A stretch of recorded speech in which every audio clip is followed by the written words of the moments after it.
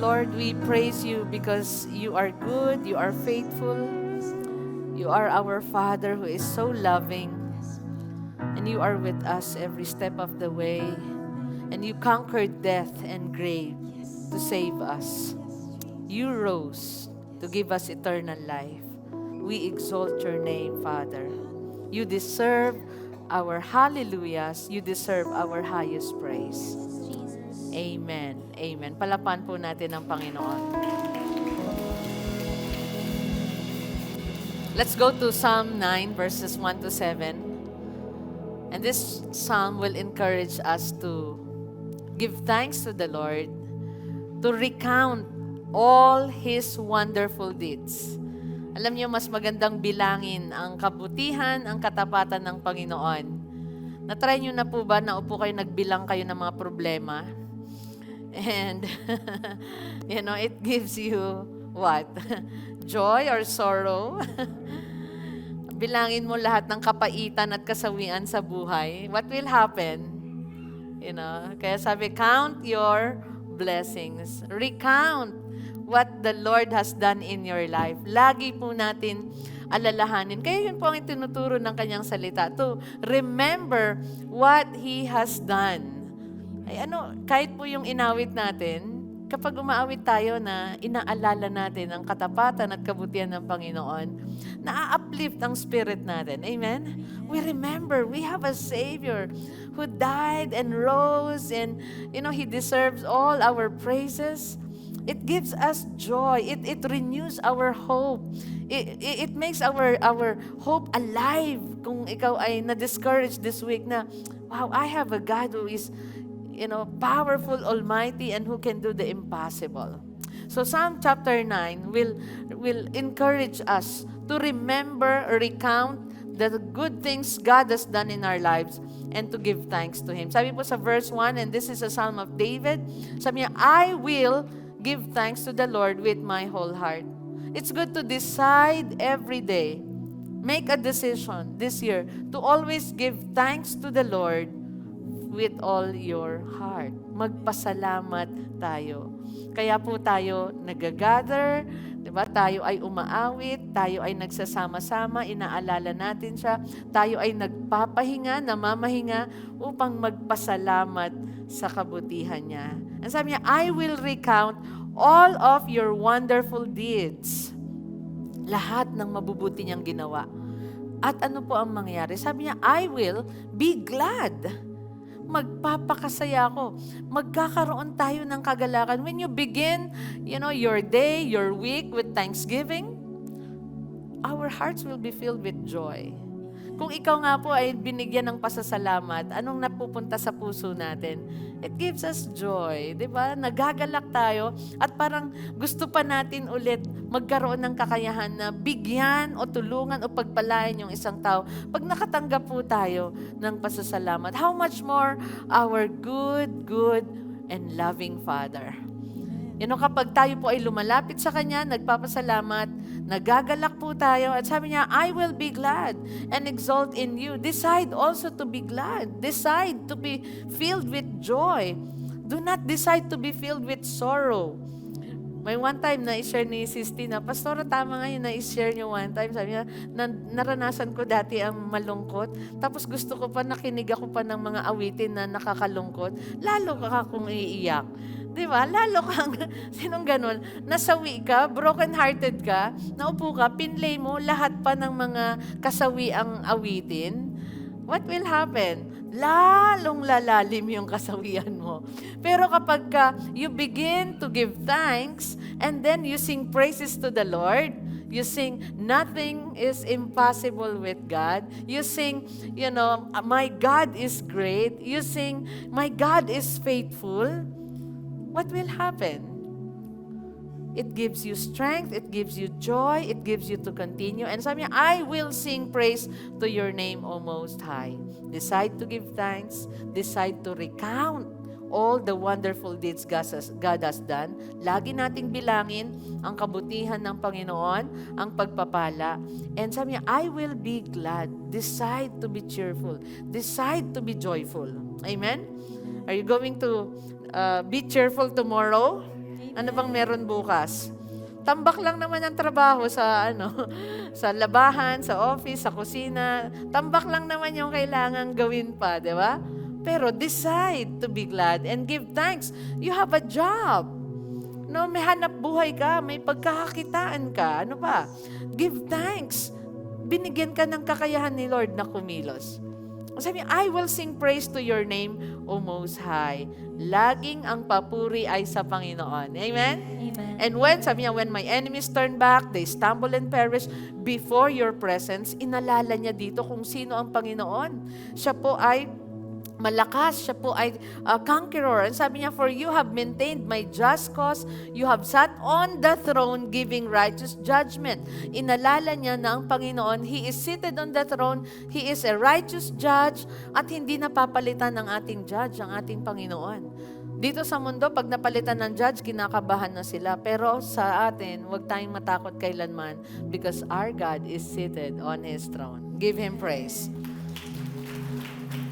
He will always defend the cause of the needy. He will always protect the oppressed. He will always execute judgment and justice. Kaya kahit na anong kasamaan ang nakikita po natin, tapat ang Panginoon. He is seated on His throne. At anuman ang pangangailangan natin, He is seated on His throne. Amen. He commands blessing. He commands His angels. He is the owner of everything. Amen. And sabi niya, you have rebuked the nations. You have made the wicked perish. You have blotted out their name forever and ever. Si Lord ang may kakayahan, kapangyarihan na i-execute ang mga judgment na to. So let us remain in Him.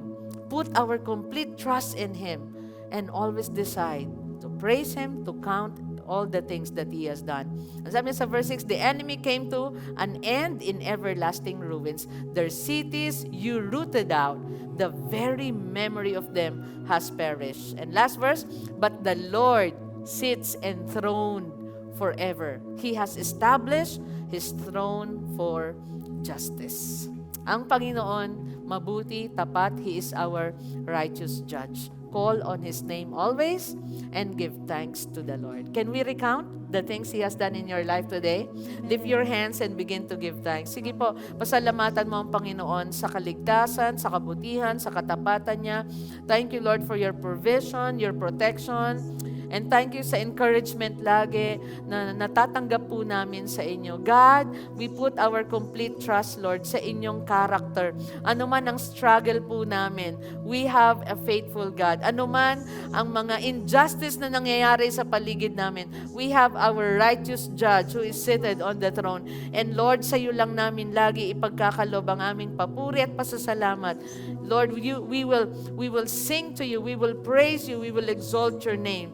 And Lord, we pray, lahat po ng aking mga brothers and sisters ngayon, if they are needy, they are weak, Lord, I pray that you strengthen them, touch their sick bodies, O God, and heal them. To the brokenhearted, Lord, comfort them. You will not ignore the afflicted. You will exalt them. You will not ignore the humble, O God. You will exalt them. And you will not also ignore the wicked. You will punish them. And you will not ignore your children, O God. Those who trust in you, you will not abandon them because you are our God who care for us. So we lay down everything, Panginoon, sa inyong paanan ngayong umaga. Lahat ng aming pasasalamat, papuri sa iyo lamang. Walang iba, Panginoon, kami na tinatawagan, walang ibang nagmamahal sa amin at tumutulong sa amin, ikaw lamang. And we thank you so much for your love. We are secure in you. And this we pray in Jesus' name. Everyone say, palapakan po natin ang Panginoon. Give Him praise. And it's really so good to see you. Tell the person next to you, behind you, in front of you, it's good to see you before you sit down. It's good to see And you. here's our Sister Apple to exhort about giving. Alright. It's good to see everyone po. It's good to see our spiritual family together. At para po sa ating tithes and offering, basahin ko po ang Mateo chapter 6, verses 25. Then mag-jump po ako sa 32 hanggang 34. Sabi po dito, kaya sinasabi ko sa inyo, huwag kayong mag-alala tungkol sa inyong buhay. Kung ano ang inyong kakainin, iinumin o susuotin. Dahil kung binigyan kayo ng Diyos ng buhay, siguradong bibigyan din niya kayo ng pagkain at isusuot. Diyan po tayo sa verse 32. Ang mga bagay na ito ang pinapahalagahan ng mga taong hindi kumikilala sa Diyos. Ngunit alam ng inyong amang nasa langit na kailangan nyo ang mga bagay na ito. Kaya unahin ninyo ang mapabilang sa kaharian ng Diyos at ang pagsunod sa kanyang kalooban. At ibibigay niya ang lahat ng pangangailangan ninyo. Kaya huwag kayong mag-alala tungkol sa kinabukasan. Dahil ang bukas ay may sarili ng alalahanin. Sapat na ang mga alalahaning dumarating sa bawat araw. So ito ay isa sa mga famous passages sa Matthew. Bakit? Kasi ang sarap na izut ka ng Word of God na wag ka daw, ano yung unang sabi niya? Wag kang mag-alala. Sa English, di ba, translation, do not worry. Bagong taon. Sabi ko, parang ang tagal na ng 2026, pero January 18 pa lang. Bagong taon pa. Sabi nga, unang buwan ng taon. Ano pa? Unang sahod nung 15. Wow. Ngayon, mag-uunang katapusan. Ang daming una ngayong 2026. Kasi sinasabi dito, ano yung unang-una nating dapat gawin sa 2026? Huwag tayong mag-alala. Pag bagong taon, di ba ang dami nating worries? Una, matatapos ko ba tong taon na to ng payapa? Diba? Lord, sa Pilipinas pa lalo, unang buwan, anong meron lahat? Sakit. Nagkasakit na po ba lahat? Di ba? Lahat may sipon, ubo, trangkaso. Ngayon, in-elevate pa. Meron pang super flu. Di ba? Sa office, ang tanungan, nagkasakit na ba lahat? No. Para susunod na. Diba? Isipin mo, 2026, ang ganda naman ng panguna mo sa akin. Pero ano yung panguna sa atin ng Panginoon? Huwag daw po tayong mag-alala tungkol sa ating buhay. At ano yung sinasabi niya? Huwag nating alalahanin yung basic needs natin. Yung kakainin natin, yung isusuot natin, diba? Huwag tayong mag-alala. Bakit? Because we know that our God is a generous God.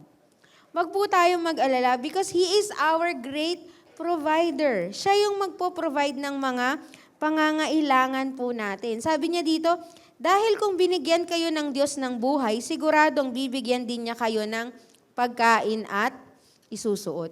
Di ba pag may nag-invite sa atin sa bahay, tara, punta ka dito sa amin, lalo na kapag probinsya, di ba ipoprovide niya yung, meron kang titirahan dito, meron kang hihigaan, ba, meron kang pagkain, ipino-provide nila. Ganon din po sana tayo. Kung tayo, binigyan tayo ng buhay ng Panginoon, magkaroon tayo ng pananampalataya sa Kanya na ipoprovide niya lahat ng ating mga pangangailangan. And wag kang mag-alala, wag tayong mag-alala. And know that our God knows our needs. He knows kung ano yung pangangailangan natin. And He cares about our needs too. Ang sarap, di ba? Ang magulang nga, alam mo kung anong pangangailangan ng anak mo eh. Alam mo kung ano yung kailangan niya for today, kung papasok siya. Nanay ko ang galing kasi sa school ni Tinay, parang papalit-palit yung uniform. So alam niya na itong araw na to, ang kailangan yung school uniform. Ito ang kailangan yung PE uniform. Tapos school, just, diba ganun tayo, pag magulang tayo, alam natin yung pangangailangan ng anak natin. Ganun din yung Panginoon sa atin. Alam niya kung ano yung pangangailangan natin. Sabi niya sa verse 32, ang mga bagay na ito ang pinapahalaga ng mga taong hindi kumikilala sa Diyos. Ngunit, alam ng inyong amang nasa langit na kailangan nyo ang mga bagay na ito. The Lord knows our needs. Hindi siya bulag, hindi siya nagbibingi-bingihan sa mga panalangin natin. Alam niya yung pangangailangan natin at siya lang din yung makakapag-provide ng mga pangangailangan natin. Ano naman yung kailangan natin gawin? Una, sabi nga, huwag tayong mag-alala. Let's put our trust in the Lord. Sa character ng Panginoon natin. Nasubukan na po ba natin na nag-provide sa atin ng Panginoon? Yes, tried and tested. Then what's next? Let's trust our Lord. And ano pa? Unahin po natin yung mapabilang sa kaharian ng Diyos at ang pagsunod sa Kanyang kalooban. Sabi dito sa 33, di ba? Sa 33 po, pansinin nyo, may 2 sentences na kinonbine. Yung huli, yun yung gusto natin lagi. Ano yung huli? At ibibigay niya ang lahat ng pangangailangan ninyo. Pag nag-pray tayo, Lord, sabi mo sa word mo, ibibigay mo lahat ng pangangailangan ko. Sinagot ka ni Lord. Kaya, unahin mo ang mapabilang sa kaharian ko at ang pagsunod sa aking kalooban. Meron yung at, hindi or. Hindi siya option. Kailangan mong gawin na unahin ng Panginoon, unahin yung kaharian niya, unahin yung pagsunod sa kalooban niya para ibigay niya ang lahat ng ating pangangailangan. This 2026, marami po ba tayong pangangailangan? Yes, di ba? Marami tayong pangangailangan, marami tayong panalangin, marami tayong gustong ma-achieve, madami tayong, what's our goals? Ano yung goals natin this 2026? Ano yung priorities natin? Di ba may priorities tayo? Magbayad muna tayo ng amortizations, ng bills. Di ba? Hindi po baliktad. Number 1, magbibili muna ako sapatos. Number 2, bag. Number 3, ay may bills pala ako. Number 4, ay may ilit na pala yung bahay ko. Nakalimutan ko yung diba? Meron tayong priorities. Ganun po ang Panginoon. Unahin natin siya. Ano ba yung mga uunahin natin? O ano ba yung mga inuuna natin sa buhay natin? What are our goals, our priorities? Priority ba natin si Lord? Priority ba natin yung kaharian niya, yung mapabilang sa kaharian niya? Priority ba natin yung pagsunod sa kalooban ng Panginoon? I hope this 2026, we set that as our number 1 priority. Siya lagi yung una. Sa unang Sunday ng taon, kung na-miss natin, okay lang. Ito, unang buwan ng taon, nandyan kayo. Bawi tayo. Ano pa? Sa unang oras ng buhay natin, when we wake up, ano yung una nating iniisip? Do we thank the Lord na binigyan niya tayo ng hininga? Sa unang tagumpay natin this year, do we thank the Lord? Na Lord, salamat, binigyan mo ko ng victory. Sa unang pagsubok na ibibigay sa atin ngayong 2026, diba? Iniisip ba natin, uunahin ko yung kalooban ni Lord bago yung lahat ng bagay na ito. Unahin ko yung pagsunod sa Kanya bago ang lahat ng to. Unahin ko siya bago yung problema ko.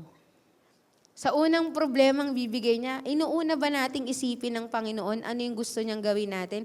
O inuuna natin mag-chat na sa mga kung sinong pwedeng makatulong sa atin? O inuuna muna nating mag-self-pity, umiyak at mag-walling? Ano yung inuuna natin? Unang kinsenas. Nung nakaraan, nakikinig ako ng online devotion. Unang kinsenas ng taon, kung kinsenas po ang sahod nyo, nito lang nakaraan, di ba? Unang katapusan. Are we faithful to the Lord? Inuna ba natin siya maging sa finances natin? Sana sa lahat ng aspeto ng buhay natin, unahin natin ang Panginoon. Kasi meron namang reward. Kasi magtitiwala tayo sa Kanya. Kasi uunahin din niya yung pangangailangan natin kung inuuna natin ang Panginoon. So I hope this 2026, let's put that as our number 1 priority. Unahin natin ang pagsunod sa kalooban ng Panginoon at ang Kanyang kaharian. Alright. So, our givings po ay nahahati sa 4. We have designated giving. The red is for our tithes. That's a 10% of what we receive from the Lord. Unahin nating maging tapat sa Kanya. Alright? And our offerings sa blue po, yan ang special projects natin, the maintenance and improvement of our church. Yan po, ang missions and benevolence po sa white para po tayo makatulong sa ating, yung kids ministry natin, and may mga outreaches tayo. Building project po ay sa ating brown. Meron tayong pledges. I hope magtuloy-tuloy yung mga pag-pledge natin for this 2026 at kung kaya pa natin na mahigitan, di ba, yung mga pledge natin last year, then let's do so. And ngayong buwan na to, we will retain yung light blue envelope po. That's for our water baptism area na i-improve. So, if you have yung generosity nyo po sa ating offering, please do so. Give to our light blue envelope for our water baptism area. Alright, so let's all stand up and let us pray. Panginoon, salamat Lord sa salita mo sa Mateo, Panginoon, na na hindi kami, Panginoon, dapat mag-alala, Lord, to our basic needs dahil alam namin na Ikaw ang nakakaalam ng aming mga pangangailangan at Ikaw lamang din po ang makakapag-provide nito sa amin. I pray, Lord, that we will not worry, Panginoon, but we will put our full trust in You. Ikaw lamang ang aming pagkakatiwalaan dahil alam namin na Ikaw ang aming Diyos na generous, Panginoon, sa amin. I pray, Lord, na Ikaw, Lord, yung unahin namin ang kaharian Mo, Panginoon, ang pagsunod namin, Lord, sa iyong kalooban. Yun ang aming maging priority, Panginoon. Sa bawat araw ng buhay namin, Lord, sa bawat matatanggap namin, Panginoon, I pray, Ikaw yung una naming maiisip. Ikaw yung priority namin. Ang maging tapat sa iyo, Panginoon, ngayong 2026, ang maging priority namin, Panginoon, ngayong taon to. At alam namin, Panginoon, na ang pagpapala mo ay kasunod, Panginoon, ng aming katapatan. Na ang pagpapala mo ay kasunod, Panginoon, ng aming desire, Father, to be faithful to You and to be generous in the ministry na pinagkatiwala mo sa amin. Panginoon, gamitin mo ang bawat isa sa amin, Lord, our employment, Panginoon, our businesses, our investments, Panginoon. Gamitin mo ang mga ito, Panginoon, upang maging pagpapala sa amin. At Lord, gamitin mo kami upang maging pagpapala din, Panginoon, sa aming pamilya, Panginoon, sa mga tao sa paligid namin at sa ministry ng Solid Ground Christian Church na pinagkaloob mo sa amin. Salamat, Panginoon. Ito ang aming dalangin sa pangalan ni Jesus. Amen. Lahat po ay makapagbigay sa Panginoon. Salamat po.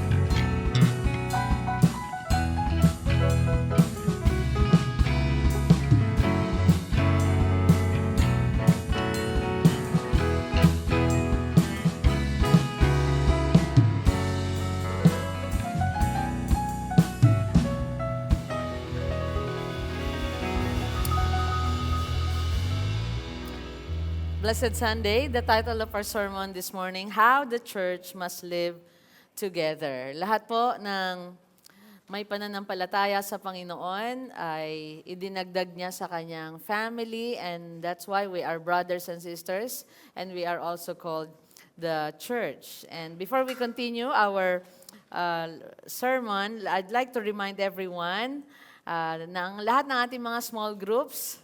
Ngayong 2026, we have a new name at ito po ay tatawaging life groups. Yan. That's every Sunday. Nakita niyo po ang ating mga dads, dito lagi sila sa corner na ito. Nakakatuwa po sila at nakaka-bless dahil patuloy nilang tinataguyod ang kanilang pamilya at ganoon din ang kanilang pagdadala ng kanilang mga mahal sa buhay at paglapit sa Panginoon. And we will have our orientation later, life groups orientation. We will discuss what's the purpose, why we meet together in big and small groups.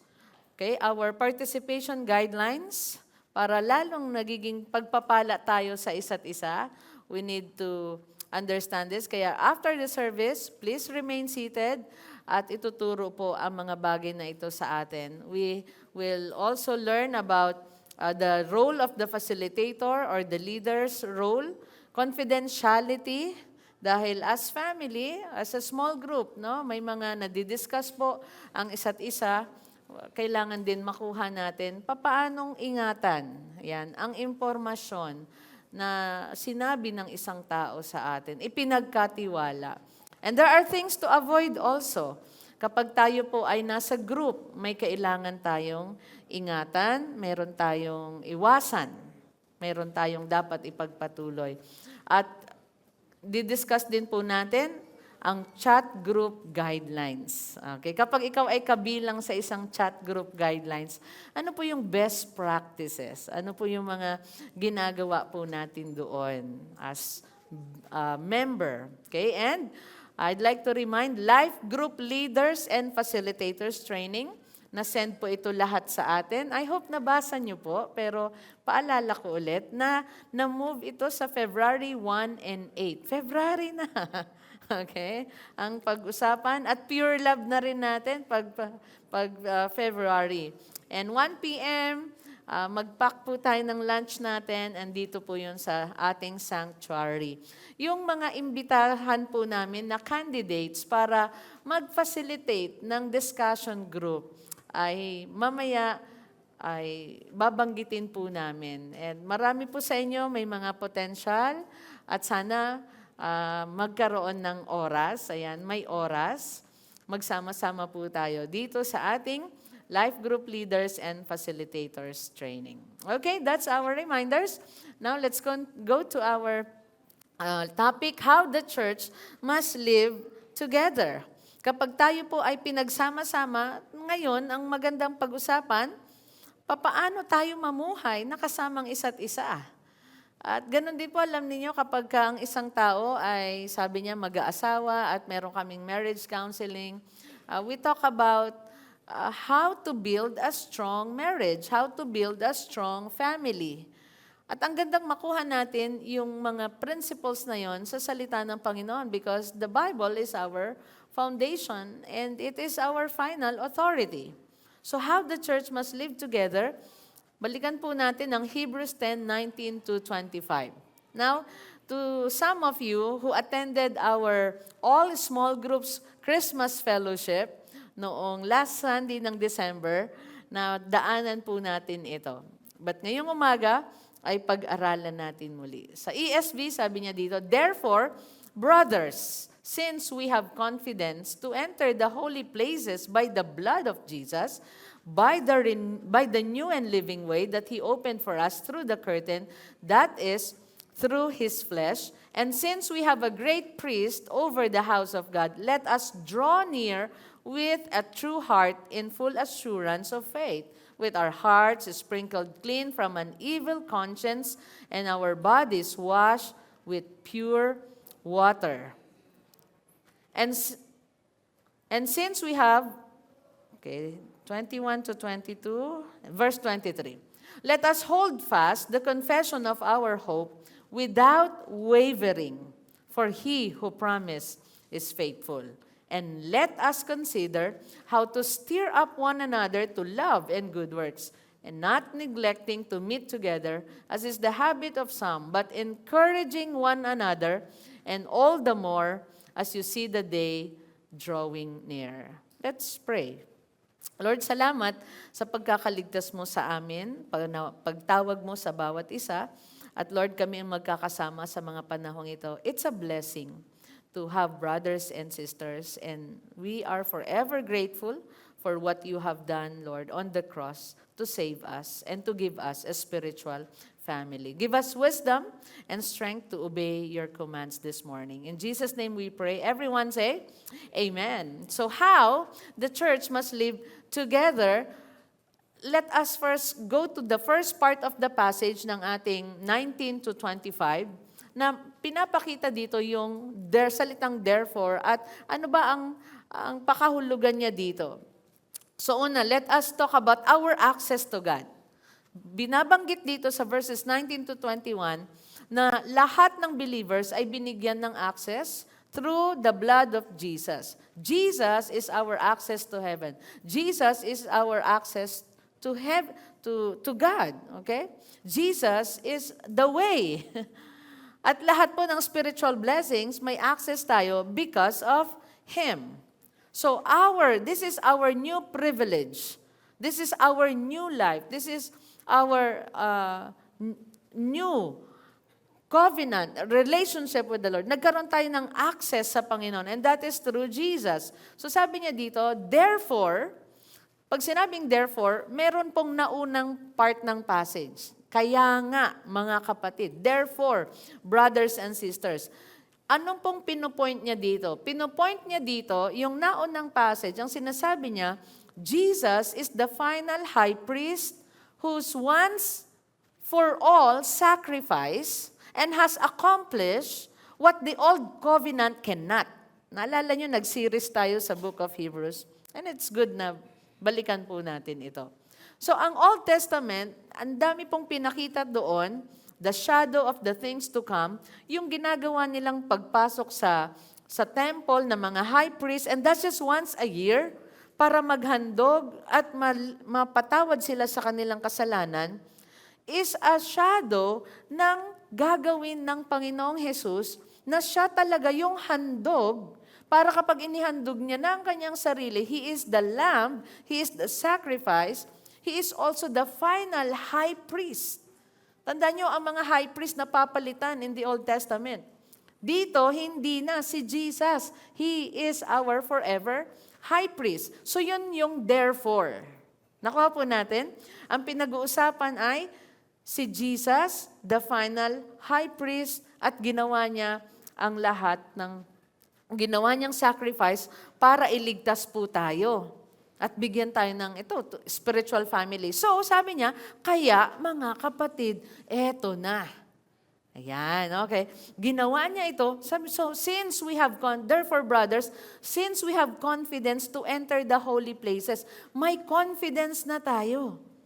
Under the old covenant, only the high priest could enter the most holy place. Remember, pagka Holy Week, we talk about, may isang Holy Week, we talk about the Holy of Holies and the most holy place. And there's the entrance of the temple, and then there's the courtyard. Pero sa Holy of Holies, where the Ark of the Covenant is, hindi makakapasok ang lahat doon. Yung high priest lang na tagahandog. Kaya sabi niya dito, pinag-uusapan sa Hebrews 10, si Jesus yung final high priest. And so, sabi niya, since we have confidence, may confidence na tayo to enter the holy places na dati, may isa lang. Pwede na tayong pumasok sa holy places. Kaninong blood? Hindi ng lamb, but by the blood of Jesus. And that's why we have songs about the blood of Jesus. Nothing but the blood, nothing but the blood of Jesus. Ay, kami nila Tito Frank ata nagkakaintindihan doon. That's a hymn. It's all about the blood of Jesus. Okay? And sabi niya, ano pa? By the new and living way that He opened for us through the curtain. Anong sinasabi niyang through the curtain? Ano ba nangyari nung namatay si Jesus? Ano yung mga events na nangyari? Diba? Merong dumilim ang kalangitan. Ano pa? Merong earthquake. Ano pa? Ito po yun. Yung curtain sa temple na nagdi-divide sa holy place and sa most holy place, nahiwa. Wow. And sabi niya, He opened for us. Lahat ng mga nangyari nung death ni Jesus ay may mensahe na nagsasabing, lahat kayo, kapag sumampalataya, can come and enter into the Holy of Holies. Jesus made a way for us. Palapakan po natin ang Panginoon. He is our access to heaven. He is our access to God. Kaya yung iba, pag tinuruan yung mga bata, sinong ticket natin to heaven? J-E-S-U-S, Jesus. Okay? Siya yung ticket natin. Kung wala kang Jesus, di ba? Cannot go to heaven. No one comes to the Father except through me, sabi niya. And sabi niya, He opened for us through the curtain. Saan nasulat yon? Let me give you for those who are taking notes. That is in Matthew 27:51. Okay? He opened for us through the curtain. That is through His flesh. Inihandog niya ang kanyang sarili bilang lamb. The sacrifice. At ano pa sabi? The lamb become the lion of Judah. Marami pong mga symbolisms na nagpapatunay na si Jesus ang ating access sa heaven. So yun po ay sa Matthew 27:51, and behold, the curtain of the temple was torn in two from top to bottom, and the earth shook and the rocks were split. Sipin yung mga nangyaring yun nung namatay si Jesus. Even rocks na-split. Hindi lang telang na-split, even rocks. Jesus made a way for all of us. And it's a blessing to know this wonderful truth, that our salvation is secure in Jesus. Sigurado, garantisado ang ating kaligtasan sa Panginoong Hesukristo. And let's continue. In verse 21, sabi niya, and since we have a great we have a great priest over the house of God. He is the great priest. Siya na yung tagapamagitan natin sa house of God. Ulitin ko, sa Leviticus 16, under the Old Covenant, only the high priest na italaga could enter the most holy place and only once a year. Ito pa, once a year lang. With fear and sacrificial blood, not his own. Hindi yung blood ni high priest, kundi may dala-dala po siya na ihahandog. Pero dito, si Jesus, siya mismo, yung lamb, yung sacrifice. At sabi niya, since we have a great priest over the house of God, eto na, let us. Pero dito muna tayo sa great priest. Jesus not only opens the way, He represents us. Siya yung ating mediator, siya yung ating priest, and our confidence rests not in our faithfulness, not on our own selves. We cannot save our own selves, but in His priestly ministry. And that's why lahat ng tatawag, everyone who calls on the name of Jesus will be saved. Everyone. Everyone who put their faith in Jesus will be saved. Sabi niya, since we have confidence, may confidence na tayo, and then we have great priest over the house of God, binigyan niya tayo ng access. Si Jesus, ang access to heaven, tayo lahat ay believers kasama sa house of God. Pag sa house of God, may family. At tayo po iyon. You belong to the house of God. You belong to the family of God. You have a spiritual family. You have your biological family, but you have your spiritual family. And Christian life begins with assured access to God. At saan nagmumula yon? Sa blood and priesthood ni Jesus. Saan yun grounded saan? Sa blood and priesthood ni Jesus. Dahil yun ang dahilan na nagbukas ang access para sa atin. It's Jesus. So our access, what can we learn from this? Verses 19 to 21, Jesus is the final high priest. Wala nang ibang mediator. Si Jesus lang. And that's why when you pray, you send your prayers through Jesus. Hindi yung, Pastor, hindi na ako puntang church. Ipag-pray mo na lang ako Okay. No, you can come with me. Let's pray together. Okay. I can intercede for you. That is intercessory, di ba? Pwede yun. Pero lahat tayo, we can call. We can bring our sacrifices to the Lord. We can offer our praises to the Lord. Dati, once a year lang. Papasok yung high priest, dadali niya, symbolism na siya yung magre-represent, magdadala ng handog para ang mga kasalanan ay mapatawad. Tapos na po yun. And thank God, hindi sa paraang ganoon tayo maghahandog para mapatawad ang ating kasalanan. Can I hear amen? Because Jesus is the final high priest. All believers are granted access sa Holy of Holies. Kaya nga tayo iniimbitahan, call on the name of the Lord. Tumawag ka sa Panginoon. Diba? Manalangin ka at ikaw ay sasagutin niya. May access ka na sa heaven. May access ka sa trono ng Panginoon. Ano pa? Access is not a ritual, but a person. And that is the Lord Jesus Christ. Amen? Number 2, there are 3 instructions here for living together. Ito po yung pag-aaralan. What are these 3 instructions for living together? Kung tatanungin ko po kayo, ano ang malapit na ang pure love? No? Ano ang ingredients ng strong, healthy, and happy family? Diba? Anong strong, anong magagandang ingredients? Maaaring sabihin ninyo, there should be love, of course. Kung may love, merong respect. Good. Merong submission. Yan, yung mga magandang pag-usapan sa February. Okay? Love, respect, submission. Okay? Good communication. Right? There should be, ano pa? Patience. Wow. Mukhang ang patient ni Janelle sa kanyang magulang. Okay.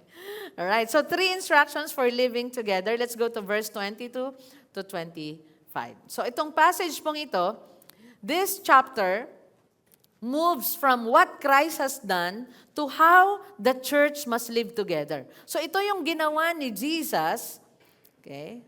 What the Lord has done. Now we have the house of God, we have the family of God. Now, ano na ang gagawin ng mga believers? How the church must live together.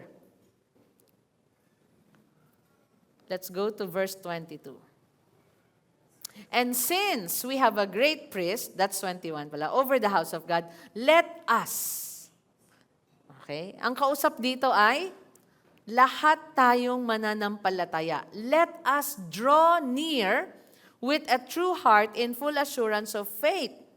Lahat daw tayo, lumapit sa Kanya na may tapat na puso. At ano pa, matatag na pananampalataya. Dahil, nilinis na ang ating maruruming mga puso, maruruming isipan. Diba? Sabi niya, let us draw near with a true heart in full assurance of faith, with our hearts sprinkled clean from an evil conscience, and our bodies washed with pure water. Nilinis na tayo, tinanggap mo ang Panginoon, nagpa-water baptize ka, nilinis ka, pinatawad ka. So ano nang gagawin natin? Let us draw near. Lumapit tayo sa Kanya ng may tapat na puso. Lagi tayong lumapit, magsama-sama tayo. Ibig sabihin, with a true heart, may sincerity, not hypocrisy and taking advantage of one another. Are we learning? Let us draw near. Ano pa? In full assurance of faith. Bakit? Saan grounded yung ating confidence? Kasi nilinis niya tayo.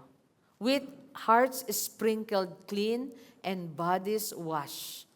Ito po yung imagery of cleansing and consecration. We are cleansed, we are consecrated to the Lord. Ibig sabihin, nilinis niya tayo para sa Kanya. Hindi tayo nilinis ng Lord para bumalik sa dati nating buhay. Sino lang gumagawa ng ganon? Meron kami dati sa, ang tawag nun, parang, or tapat ng bahay namin, alagaan ng sa Pangasinan, alagaan ng mga baboy. Okay? At gustong-gusto nila na kapag pinaliguan po sila, meron pong mud. Pagkapaligo, bumabalik sa mud. So, sino lang gumagawa ng gano'n? Pigs. Pinaliguan mo, ang pink-pink nila. Ang cute-cute ng mga babies. Pero once nakakita sila ng mud, anong ginagawa nila? Naglulublob ulit. Okay? So, hindi po tayo nilinis ng Panginoon para lublob ulit. Okay? Kaya ang ginagawa noon, may kulungan. Okay? Para kapag pinaliguan, malinis pa rin. Minsan kinukulong tayo para malinis pa rin. At ikulong natin ang ating sarili. Saan? Sa karunungan, sa kabutihan, sa kalooban ng Panginoon. Can I hear amen? Let us draw near to God kasi nilinis na tayo ng Panginoon. And this is our worship to the Lord. Because we are cleansed, we are invited to live near to God. Pag-aralan natin nung nakaraan kung tayo sa recharge night, kung tayo ay palayo ng palayo sa Panginoon, mapapalayo nga tayo. Pero kung palapit tayo ng palapit kay Lord, mapapalapit nga tayo. Kahit sa mga tao, napalapit tayo kasi inilapit natin ang ating loob, ang ating sarili sa kanila. Tulad ni Sis Bes minsan. Di ba? Sabi ko, parang Gunzon family nag-outing, ba't nandun si Sis Bes? Tinanong ko si Lapol, bakit? In-invite niya po yung sarili niya. Ano ibig sabihin? Uy, alis kayo, sama niyo ako. Diba? Inilapit niya yung sarili niya. Di ba? And of course, we love to invite her also. Okay? Sa mga gatherings, and even yung, kailangan namin nakasama. Is it Christmas or New Year? Christmas, okay? Christmas, she spent her time with us. Di ba? Minsan, kasi kung saan ka lumalapit, doon ka mapapalapit. Kung saan ka lumalayo, doon ka mapapalayo. At madalas sinasabi ng aking husband, what you starve, dies. What you feed, it grows. If you get closer and closer to the Lord, you will grow. Kapag tayo'y lumalayo, palayo nga tayo ng palayo. Some of you, naumpisahan nyo, may devotion. May prayer ang inyong taon. May discipline. Di ba? At sabihin natin, wow, ang layo na natin. Nasa Genesis 37 na. Pero kapag hindi mo sinimulan, ay, ang layo na, parang ayoko nang sumabay. Huwag kang ma-discourage ng ganon. Amen? Alam nyo, may nakapaskil yung reading plan po natin doon. Balikan nyo lang. Anong date ba ngayon? Dami ko nang na-miss. Okay, mag-focus ka na sa date ngayon.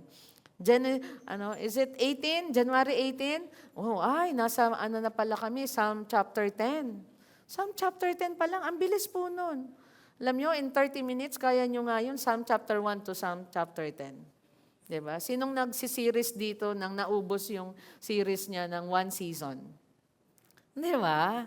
Alright? So, meron din tayong series pagdating sa Word of God. Let us draw near to God. Sa bahay po ninyo, saan kayo laging pumupunta? Lumalapit. Kusina. Di ba? Kung saan ka laging lumalapit, pag lagi ka sa kusina, makikita mo yung shape mo. Okay? Pag lumalapit ka sa gym, sa badminton court, makikita mo rin yung shape mo. Wow! Nag-iiba kasi doon ka lumalapit. Right? So, kung hindi pa natin nasimulan, okay, try natin. Saan ka mas lumalapit? And we are called, again, we are invited to live, itong the best, we are invited to live near God. Yung wisdom natin, yung strength natin, yung energy po natin, at lahat ng mga ginagawa natin, if we live near God, makikita rin po sa ating katawan. Okay? Makikita sa ating mga decisions. Makikita sa ating gawa. So, let us draw near with a true heart in full assurance of faith dahil nilinis na tayo ng Panginoon. Let us continue. Verse 23. Okay. Verse 23, let us all read. 1, 2, 3, go.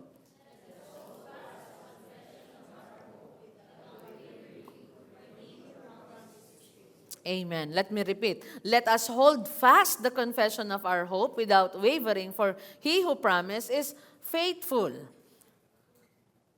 The call is to perseverance. Hold fast. Ibig sabihin, magpakatatag tayo sa pag-asa natin.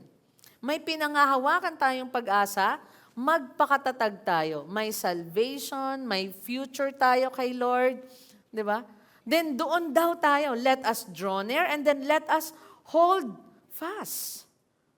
The call again is to persevere, especially under pressure, under attack, under persecution, under hardship. Kailangan magpakatatag tayo sa mag-asawa. Kapag under attack ang inyong family, under attack ang inyong health, di ba the more nagpapakatatag ka, lalaban ka,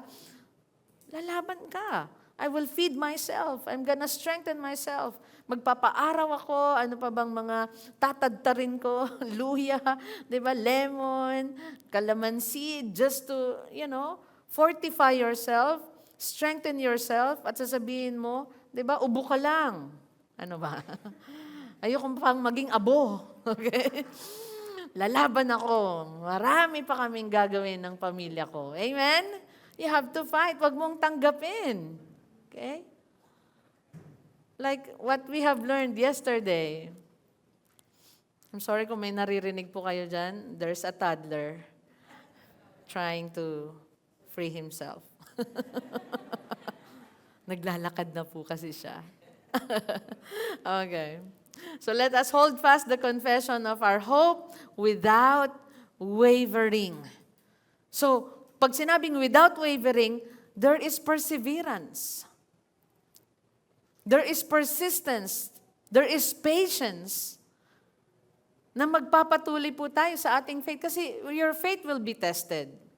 Kaya nga this year, kumusta ang simula ng taon mo? May pagsubok? Diba? Continue. Sinubukan agad tayo sa ating mga kalusugan? Let us continue. Let us hold fast the confession of our hope. Do not waver. Huwag tayong mag-alinlangan. Pag sinabing huwag mag-alinlangan, tulad ng alon ng dagat. Okay? Susulong, uurong. Susulong, uurong. Ayaw natin ng ganon, di po ba? Let your yes be yes and your no be no. Let your commitment be yes to the Lord and no to the world. And fulfill that. And let us persevere. Let us draw near to God. Dahil may access na tayo, nasa house of God na tayo, niligtas tayo ng Panginoon, then let us draw near and let us hold fast to the confession of our hope. At ano po yung dito? Yung reason na binigay. What's the reason? For he who promised is faithful. For he who promised is faithful. He who began a good work in you will bring it into completion. Because God is faithful. But you need to, what? Hold fast and do not waver. Magpakatatag ka at huwag kang mag-alinlangan. Ulitin natin, magpakatatag tayo at huwag mag-alinlangan. Kapag may pressure, may challenge, lalo kang magpakatatag. Your marriage is under attack, lalo kayong manalangin, magsama, maghawak kamay at tumawag sa Panginoon. For he who promised is faithful. Our role as a community, as a church, is to hold fast together, to remind one another of God's promises. Paalalahanin natin ang isa't isa upang maging matatag. Nakakatuwa po, every time we gather, my fellowship, napapatatag po tayo. Ako po sa lahat ng mga kahit vehicle dedication, house blessing. Recently, I have a house blessing pala. I will post it in our team. First house blessing this year. Palapakan natin ng Lord. Diba? My first car blessing, house blessing. Okay?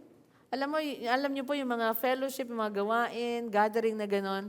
It's mutual. Hindi lang po kayong napapalakas, kahit ako po ay napapalakas. Napapaalalahanan ng isa't isa. We have God. We have each other also. We have the Lord Jesus Christ who binds our hearts. And thank you that our friendship is binded through the blood of Jesus. Hindi tayo naghiwaan ng palad at nag-blood compact. No, it's the blood of Jesus that binds us together. Can I hear amen? Yes. Tell the person next to you, we are binded through Jesus. Yes, that person is your brother. That person is your sister. We have each other. Are we learning? Amen. Verse 24. And let us draw near. Yung pangalawa, let us hold fast, magpakatatag, wag mag-alinlangan. Okay? Sa mga kabataan, magpakatatag. Sa pananampalataya, kahit under attack, kahit sa eskwelahan, minsan feeling mo, you are, iba yung paninindigan mo, iba yung tinatayuan mo. And even our children, turuan natin silang magpakatatag. Okay? Di ba minsan, pag nadapa sila nung sinasabi natin, tayo anak, kaya mo yan. Walk again. Di ba? Heartbroken yung anak mo, di ba? Nakaranas. Minsan may kita ko magulang pag nasaktan ng anak, sila din nasasaktan. Di ba? Turuan natin sila, magpakatatag. Di ba? Hindi yan ang wakas ng buhay mo, anak. Di ba?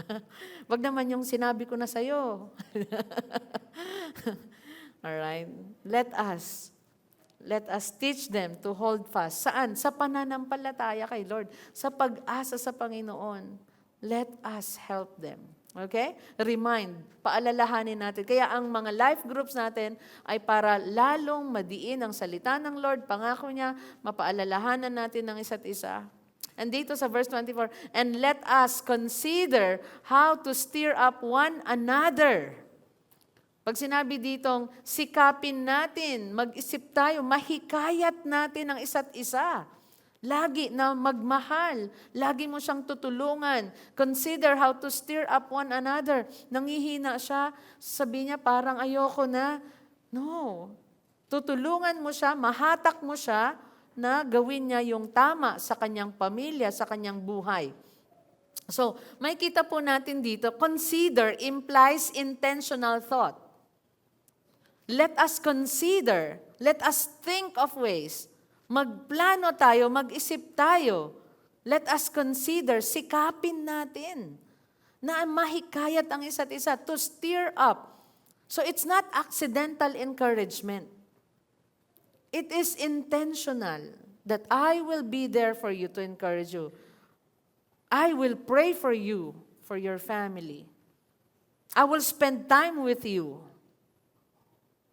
Di ba sa mga magulang, meron tayong intentionally, yung quote and unquote, you waste time with your children. Ano ibig sabihin? Alam mong busy ka, ang dami mong tatrabawin, ang dami mong pagkakakitaan, pero intentionally, binigay mo yung oras mo sa anak mo, you just play cars, blocks, you sing songs together, you read books together, or sa iba, magbabike kayo around the village, magpapalipad kayo ng saranggola. Tingin mo parang wala kang na-accomplish doon, pero nag-intentional spend time ka sa anak mo. And anong lesson ang binibigay natin doon? Napakarami po. Your time is spelled daw, or love is spelled as T-I-M-E. Ramdam niya yung love mo. Mas may confidence siya sa buhay dahil mayroong love. Surrounded siya ng love. Hindi siya neglected. Nasa core memory niya yon. Nagpalipad kami ng saranggola. Di ba? Or gumawa kayo ng saranggola together at hindi lumipad. And then gumawa ulit kayo the next day. Hindi pa rin. You are teaching patience. At sabi, ano bang mali ko? Sino nakaranas ng ganon? Gumawa ka, hindi lumilipad. Okay? And then, the next day, napalipad nyo na. And then, next yung activity, origami. Di ba? Boats, birds, flowers. You spend quality time and even yung dami ng oras ay binibigay mo. Well, there are times, kahit 10 minutes or 1 hour, but if it's quality, that's good. Ganon din po sa atin. Intentional. Amen po ba? Intentional. Let us consider. Sinasabi niya dito, pag-isipan natin, pagsikapan natin, na mahikayat natin ng isa't isa. Consider, stir up, sa original word, this is paroxysmos. It is a strong word. Itong stir up. It's a strong word meaning to provoke and stimulate. You stimulate, you motivate. Gagawin mo lahat ng makakaya mo, mahatak mo si sister sa tama. Mahatak mo si brother sa katotohanan. You consider how to stir up one another. Kaya nga po, sino yung naligtas dito sa feeding program? Di ba? Naligtas sa feeding program, dati naligtas sa film showing. Yung iba naman na-strengthen saan. Bakit meron tayong mga big events? We have our SCC Pure Love. We have our Family Day. Sabi ko kahapon sa department leaders, kaya na ba mag-sports fest tayo? Kung mag-interchurch basketball, mananalo pa ba tayo? Sabi ni Kuya Ras, parang hindi na. Sabi ko, oo nga, sino ba yung mga guys natin? Sabi ko, si Ed, hindi marunong mag-basketball. Si Gerald, hindi marunong mag-basketball. Sino pa? Right? Yung mga marunong mag-basketball, 50 na. Okay? Okay, so, sino pa? Yung mga kids natin, mukhang sila na lang yung ilalaban natin. Right? Sa chess, sa table tennis, or tennis. Ano pa? Kaya sa mga kabataan. Okay? Let us encourage. So kung sa ganong paraan mo siya mapalakas, di ba? Ma-encourage, think of ways. Consider. How? Paano mo mapapalakas ang isang taong nangihina? Kaibigan mo to, kaklase. Marunong ka magluto ng spaghetti. Pinagluto mo siya at in-invite. At sinama mo kami. Diba? Na-encourage po siya. How? You go hiking. Those are what we call mga bridging activities. Okay. Nare-refresh kayo, nare-relax kayo, and then napapalakas nyo ang isa't isa. Or also non-threatening activities. Alam mo yung pagod na pagod siya sa trabaho, huwag mo na siyang dalhin sa isa pang trabaho at doon mo siya encourage. Diba? Non-threatening activities, like yun nga po, sports. You go out sa Ningnangan. Yung worship team natin, nagningnangan kagabi. Alright? And they prayed together. Nagkaroon ng sharing. So napalakas ulit. Are we learning? Stir up one another to what? Hindi to do evil things. Stir up one another to love. Hihikayatin mo na ibigin niya ang Panginoon, ibigin niya ang pamilya niya, ibigin niya ang kapwa niya, ibigin niya ang lahat ng bagay patungkol sa Panginoon. Stir up one another to what? You have to stimulate, provoke, or encourage, motivate one another. That is a strong word. Ano yung goal? To love and to good works. To love and good works, not mere activity. Hindi pwedeng activity lang, kundi meron kang word na dala-dala. By the way, sa lahat po, for example, yung small group ninyo, tara, punta tayong Eco Park. What's the purpose? Always go back. What's the purpose? If it's just mere activity, you have to develop your plan. Okay? We will go there, mag-walking, kasama kaming mga toddlers, maglilista kami ng mga different objects na hahanapin nila, Nara tree, mango tree, diba? Eucalyptus tree, i-drawing nila. And then after that, we will talk about creation, that God is our creator. And then we will pray for our country. Wow, that's a good one. At kung kaya namin mag-invite ng speaker about environment, wow, okay. Taga-DENR, then go. All right? And talk about agriculture. Lumalim na. Di ba? Okay? Paggamit ng pesticides at hindi, kung ano-ano. Di ba? Ang dami. You have to develop. But you refresh, you encourage the people, and then na-motivate mo to love and to do good works. For example, the children. We talk about environment. So, hindi natin itatapon ng basura natin kung saan-saan. So ituturo mo sa anak mo, pag nagbukas ka ng bintana, hindi mo doon itatapon. Sa pag nag-travel tayo, yung iyong mga basura na pinagkainan. Okay? Can I hear amen? And let me ask, kahit po yung nabubulok, kasi pag nakita po ng bata, parang okay sa kanyang magtapon kahit ng basura. Hindi pa niya maintindihan. Yung iba hindi maintindihan na, ay nabubulok naman yan kahit itapon natin. Nakita niya nagtapon sa bintana ng car mo, gagayahin po niya yun. Okay? So let us stir up, again, balik to another to love and good works. So merong activity, but the goal is to good works, to love and good works, mas strengthen yung faith, mas strengthen yung obedience. Ano po yung negative na makikita natin dito? 25, neglecting. Negative word yan. Not neglecting to meet together. So ang paalala dito, hindi natin ma-neglect ang isa't isa, hindi natin ma-neglect ang gawain. Hindi natin mapabayaan ang gawain ng Panginoon, hindi natin mapabayaan ang isa't isa. Sa parents, how many times you've heard me say sa child dedication, mas madali ang magpabaya. Pabayaan mo na. Okay?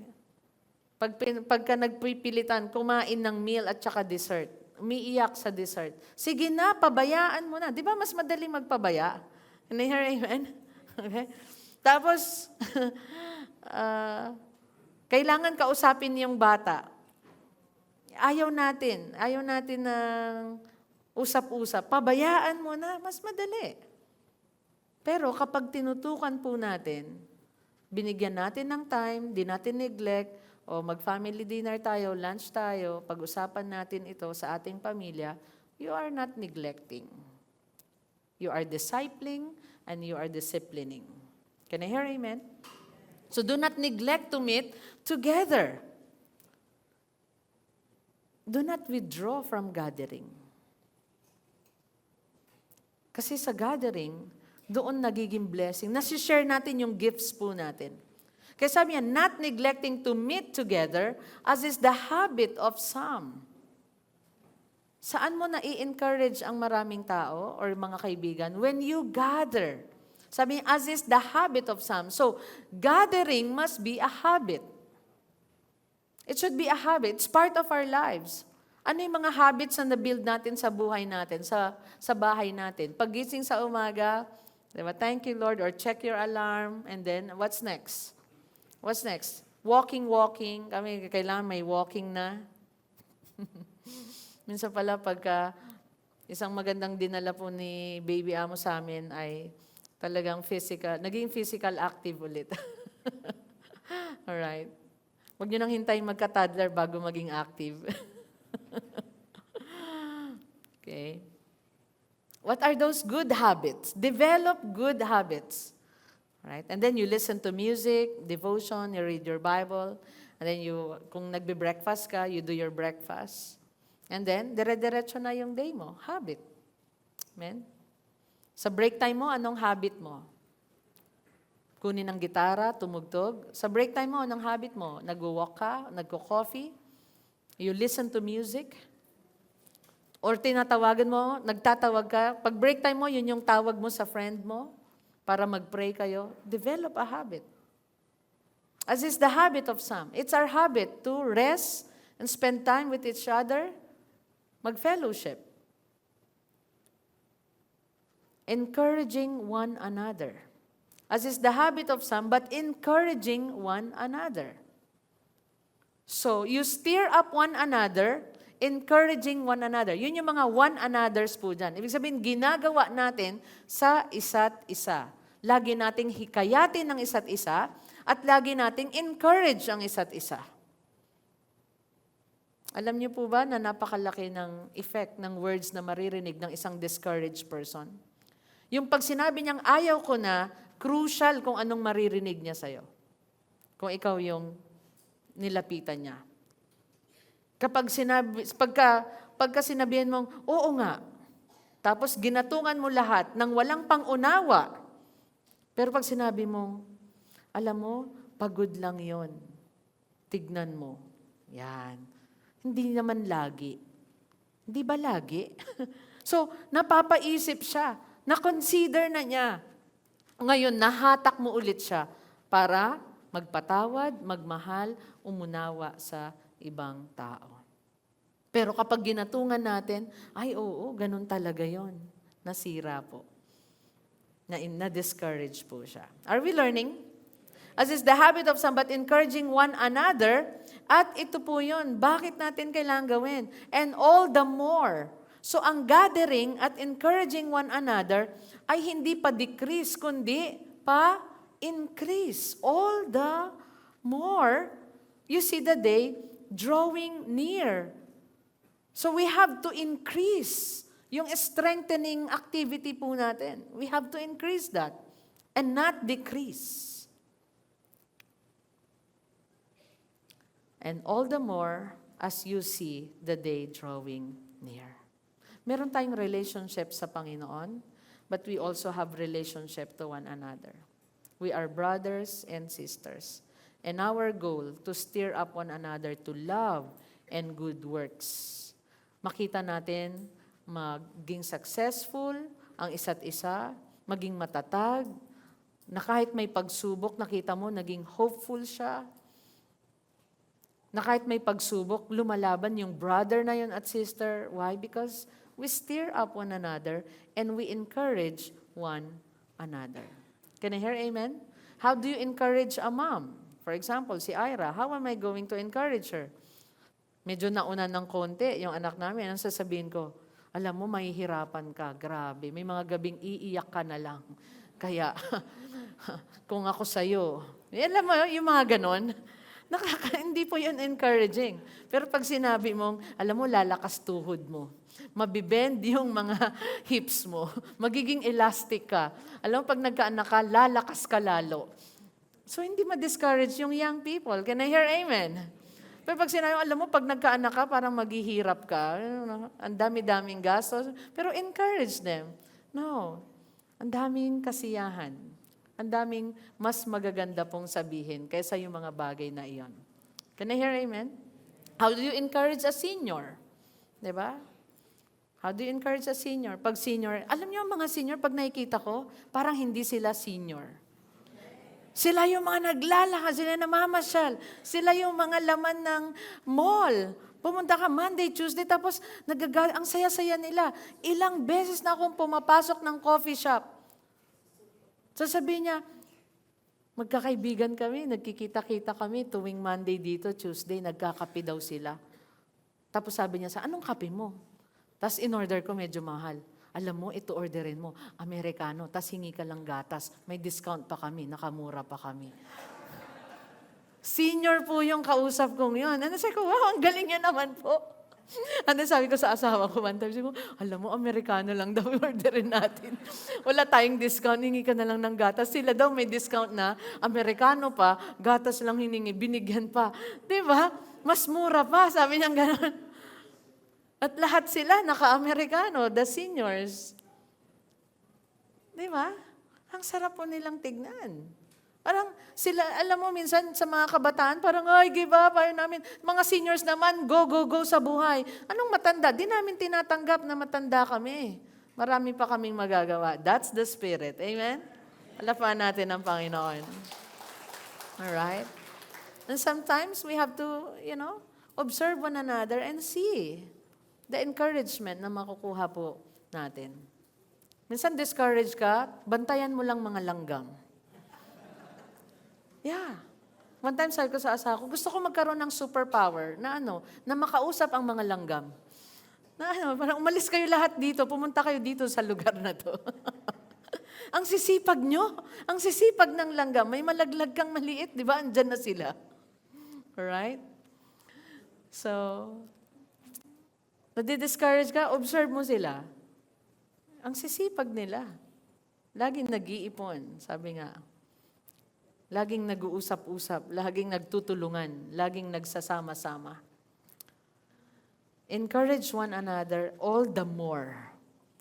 Increase in faith, increase in understanding the will of the Lord, and in strengthening other believers. Are we learning? Instructions, 3 instructions for living together. Let us draw near, that is in verse 22. Pagsikapan po natin na laging mapalapit sa Panginoon, okay? At ilapit natin ang isa't isa sa Lord. Let us hold fast the confession of our hope. Okay? Pagsikapan po natin na matulungan ang isa't isa maging matatag at hindi mag-alinlangan sa pananampalataya, sa pag-asa. Okay? Hindi mag-alinlangan sa mga pangako ng Panginoon. Lagi nating ipaalala yon. May isang araw na pinaalala sa akin ng asawa ko yung pangako ng Lord na wala lahat ng kaba ko at takot ko. Okay? Sa isang sitwasyon. And I thank the Lord. Okay? Na meron po sa mga nandito, you have a wife or husband na nagpapaalala lagi ng karakter ng Panginoon kung sino ang Lord. Napakahalaga po nun. May nagpapaalala kung sino ang Diyos sa buhay po natin. Let us consider how to stir up one another. At anong goal po natin? To love and good works. Lagi nating tulungan na magawa niya yung tama, magawa niya yung mabuti. Yan po yung instructions for living together dahil hindi po tayo palayo sa araw ng Panginoon. Hindi rin po tayo palayo sa ating paglisan sa mundo. Lahat po tayo ay palapit doon. So this morning, let me add some more lessons. We are a love-steering people. Remember that. Tinuturo dito sa Hebrews chapter 10, we are a love-steering people. Meron tayong, why? Kasi meron tayong pag-asa. Kasi meron tayong love mula sa Panginoon. Kasi meron tayong access sa heaven. Binigyan tayo ng Panginoon ng pag-ibig niya. Niligtas niya tayo. And we are loving people, and love is steering people. And always remember, gathering matters because encouragement matters. Kailangan mag-gather para ma-encourage. Naalala niyo po nung pandemic, kung balikan niyo yung mga 2020 photos niyo, ang dami po nating photos, naka-messenger tayo, naka-zoom, natuto po kayong mag-zoom. Ano pa, yung pamilya po ninyo, may picture sa sala ninyo, yun yung church nung pandemic. Di tayo nag-stop mag-gather. And then you send your photos sa amin, and then napalakas po ang isa't isa na parang, wow, kahit hindi kami nagkikita, recorded yung video, napanood nila, tapos nasa bahay sila, nag-gather. We try to gather. Kahit may attack sa health. Di ba? Because encouragement matters. So kung ikaw ay maraming trabaho, meron pa ring paraan para makasama ka. Like, hindi ako makasama, pero can you open your Zoom? Hindi ka na ako makasama, pero pwede akong humabol kahit 30 minutes lang ako pag dumating. Because gathering matters. Ano pa? Building one another up is urgent. It is urgent. Why? Because the day approaches. Ibig sabihin, the day of the Lord. The coming of the Lord. It's urgent kasi nanghihina ang isa't isa po sa atin. May time na manghihina ang bawat isa sa atin. Hindi po araw-araw malakas tayo.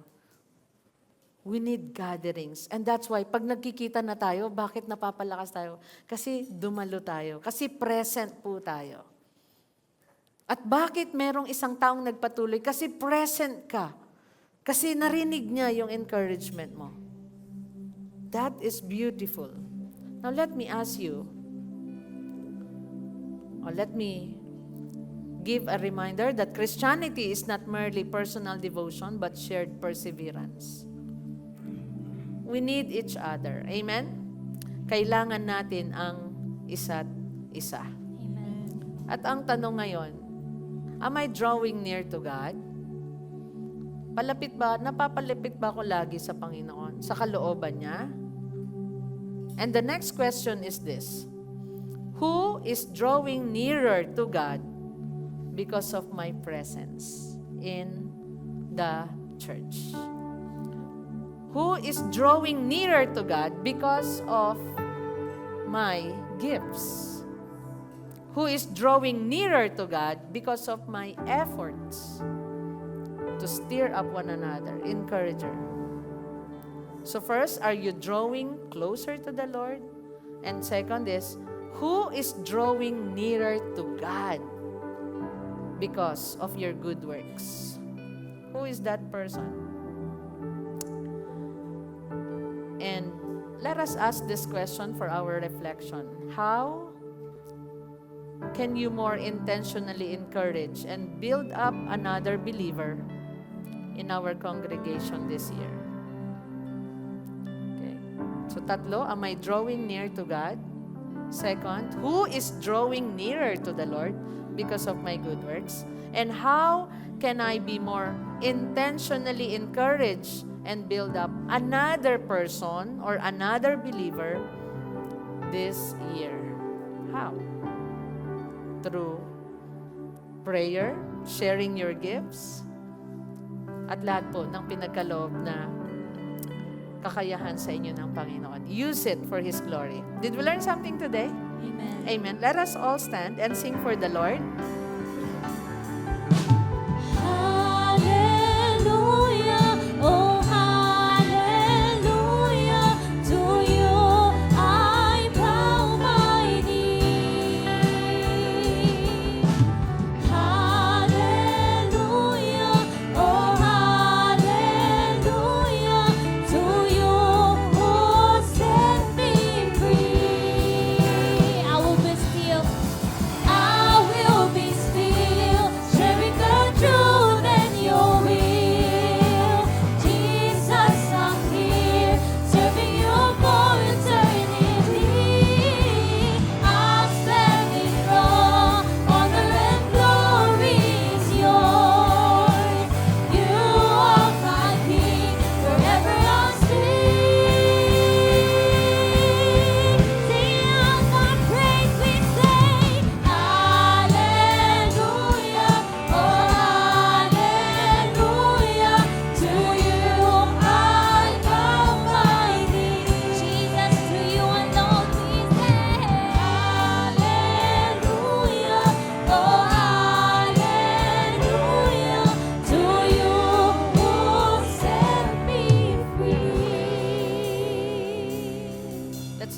hands to the Lord and pray. Thank you, Lord, for your saving us and giving us the access to your throne, Yes, to Jesus. heaven, through the blood and body of the Lord Jesus Christ. Thank you, Jesus. We commit our hearts to you, our lives to you. Yes, We offer it, O God. We belong to you. Thank you for setting us free from our sins, Lord. Lord. Thank you for the forgiveness, and thank you for cleansing us, purifying our hearts and our minds, Thank you, Lord. so that we may serve you. Oh, Jesus. Lord, thank you. Wala po kaming ibang nais kundi pasalamatan, papurihan ka. Yes, God. At paano namin, Panginoon, maipapadama pa at mapapahatid sa inyo ang aming pagmamahal at pasasalamat, kundi, Lord, sa paglilingkod, Yes, God. sa pagtulong, Panginoon, sa aming mga brothers and sisters na manatiling ibigin ka, manatiling matatag sa pag-asa na pinagkaloob mo sa amin. Yes, Lord. So tulungan nyo kami, tulungan nyo ang bawat isa, maging tapat sa inyo, maging sincere, Lord, sa pag-ibig sa isa't Yes, isa. Jesus. And Lord, sa umagang ito, hinihingi rin po namin sa lahat ng mga nagkaroon ng kahinaan, Lord, na discouragement. Father, I pray, Holy Spirit, empower them Yes, God. and help them to be an encouragement also to the weak, Lord, to the lost, Yes, Lord. to the needy, maging pagpapala po kami lagi. Yes, Jesus. And continue to change us, Lord. Baguhin mo kami patuloy from glory to glory. Yes, God. And we dedicate to you our lives once again. In Jesus' name we pray. Everyone say, Amen. palapan po natin ang Panginoon.